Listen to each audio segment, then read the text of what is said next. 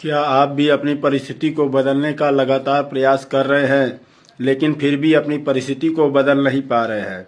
तो इसका कारण एकमात्र यह है कि आप अपने माइंडसेट को चेंज नहीं कर रहे हैं। दोस्तों, यह निर्धारित किया जा चुका है कि जब तक आप अपने नए माइंडसेट को तैयार नहीं करेंगे, आप अपने जीवन में नई परिस्थिति को हासिल नहीं कर पाएंगे। इसलिए आपका सबसे पहला कार्य यह होना चाहिए कि जब भी आप किसी नई परिस्थिति को प्राप्त करने के लिए आगे बढ़ें, तो सबसे पहले अपने माइंडसेट को चेंज करें, अपने माइंडसेट को बनाएं। तभी जा कर के आप उस नई परिस्थिति को प्राप्त कर पाएंगे।